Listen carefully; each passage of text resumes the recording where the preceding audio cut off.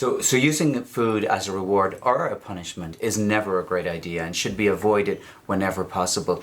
When we use treats, for example, as rewards, we're making that association between eating sugary and salty food with minding yourself, and that's not a great idea. The other thing is that when we use treats as rewards, we're teaching our children to eat when they're not hungry.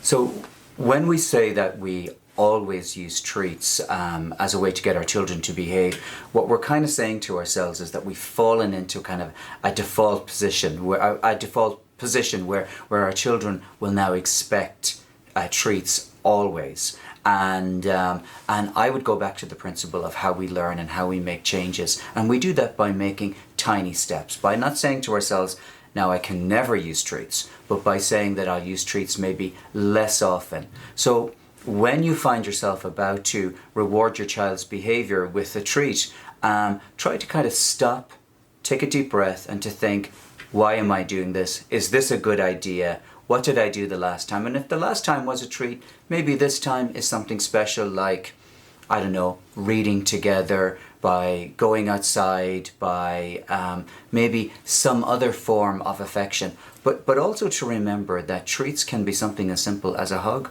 or I love you, or just complimenting our children. It doesn't always have to be an edible or a thing.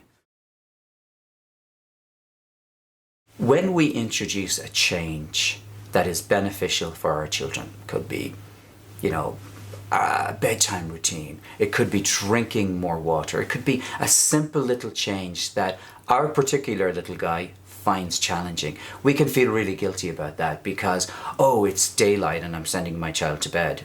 Yeah, but it's also early September and he's back in school. The same thing is true about taking away things that are pleasurable, such as, for example, sugary treats.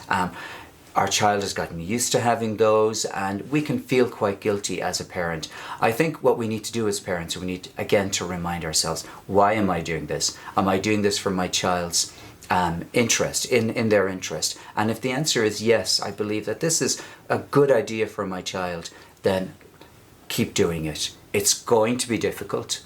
Any kind of positive change like that needs to be difficult, and I would say do it in small steps. So it isn't that Monday morning every single treat in the house gets put into the compost and it's gone, but it means we make little changes in how we shop, little changes in how we schedule our meals, little changes in having healthy, tasty snacks available. But the guilt will pass. It's normal and it's natural, and saying no can be difficult, but it'll soon become normal.